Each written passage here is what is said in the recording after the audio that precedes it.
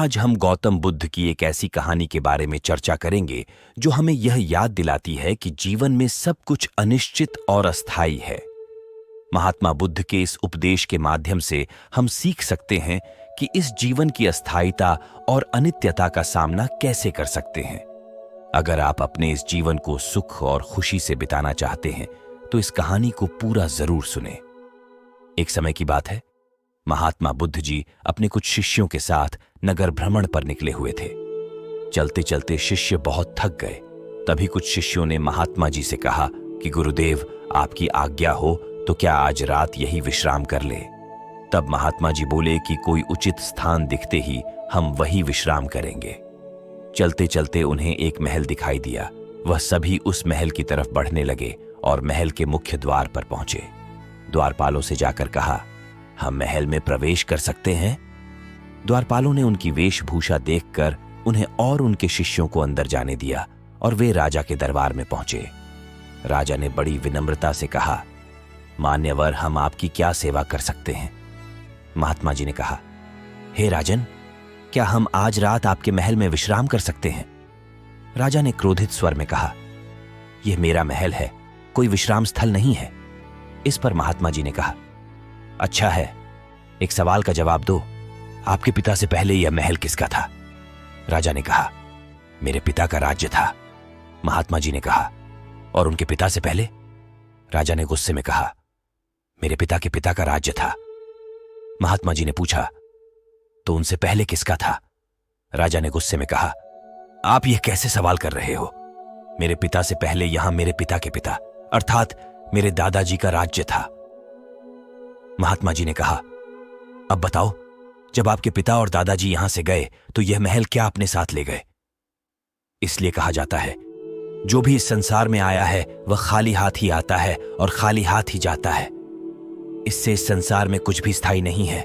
महल दो महल्ले सब कुछ यहां विश्राम स्थल है। कहीं भी कोई निजी पुरुष अपनी जमीन जायदाद नहीं ले जाता। ये सब बातें सुनकर राजा को अपनी भूल का एहसास हुआ और वह बोला, हे महात्मा जी, हमसे बड़ी गलती हो गई, आप हमें क्षमा कर दे। महात्मा जी ने कहा, हमें केवल आज रात ही यहां आश्रय चाहिए और सुबह होते ही हमें निकलना होगा, क्योंकि दूसरे नगर में हमारा प्रवचन है। राजा ने अपने सैनिकों को आदेश दिया कि महात्मा जी को आदर सत्कार के साथ महल में ले जाया जाए और उनके जलपान की व्यवस्था भी की जाए। तब बीडीएडी आदर से महात्मा जी को महल में रुकाया गया। तो हमें इस कहानी से यह शिक्षा मिलती है कि इस संसार में सब कुछ नश्वर है, कुछ भी हमारा नहीं है।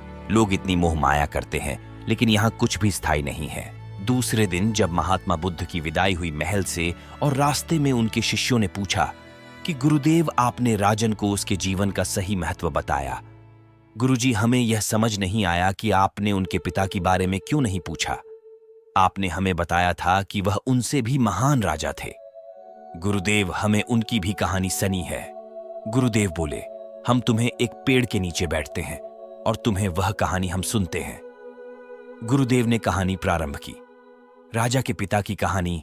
महाराजा हर्ष वर्टिकल बार बहुत समय पहले एक दूरस्थ राज्य में हरित पहाड़ियों और बहती नदियों के बीच स्थित एक बुद्धिमान और न्यायप्रिय राजा था, जिसका नाम महाराजा हर्ष था। राज्य का नाम सूर्यपुर था और इसके अंदर लोग समृद्धि से भरपूर थे, जो महाराजा हर्ष के उदार शासन के तहत समर्थ रूप से जी रहे थे। महाराजा हर्ष केवल एक शासक नहीं थे, वे एक करुणामय नेता भी थे जो अपने प्रजा के कल्याण की गहरी चिंता करते थे।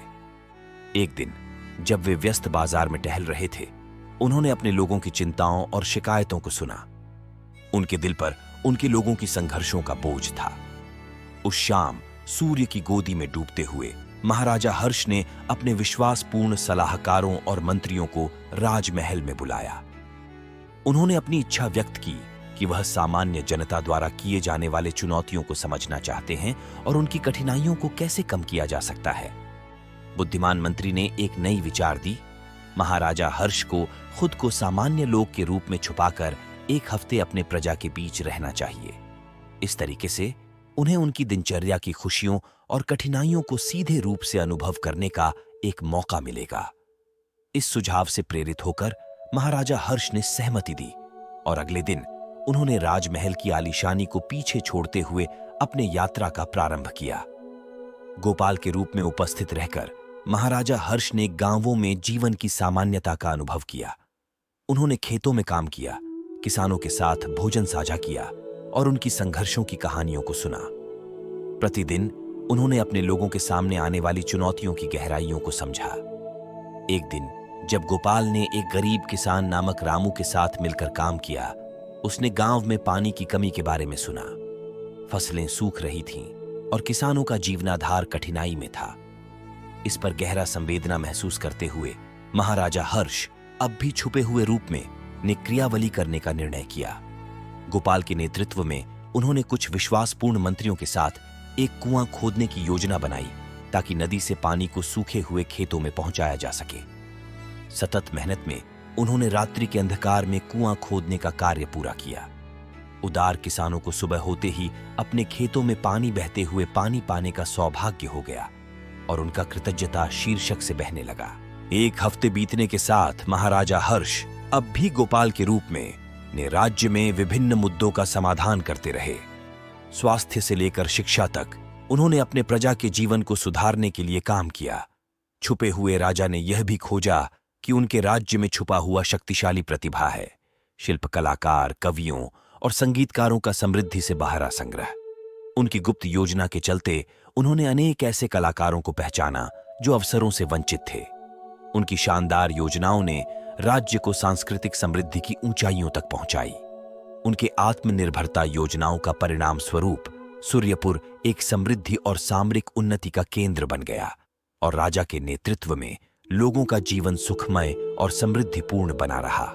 उनके गुमनामी के हफ्ते के आखिरी दिन जब उन्होंने अपने व्यापक कार्यक्षेत्र के लिए छुपे हुए रूप से समाप्ति की, उन्होंने अपने विश्वासपूर्ण मंत्रियों के साथ समाधान और समर्थन का आभास कराया।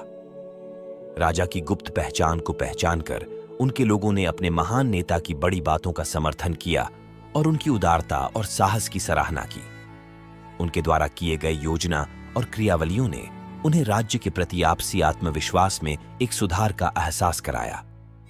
इस कहानी से हमें यह शिक्षा मिलती है कि इस संसार में सब कुछ नश्वर है, कुछ भी हमारा नहीं है। हमें आत्मसमर्पण और सहिष्णुता के माध्यम से अपने आसपास के लोगों के प्रति दयालु और समझदार बनने की आवश्यकता है। यह कहानी हमें याद दिलाती है कि हमारे पास केवल एक छोटी सी जिंदगी होती है और हमें उसे अच्छे तरीके से जीना चाहिए। साथ ही दूसरों के साथ सहयोग और समर्थन करने का प्रयास करना चाहिए।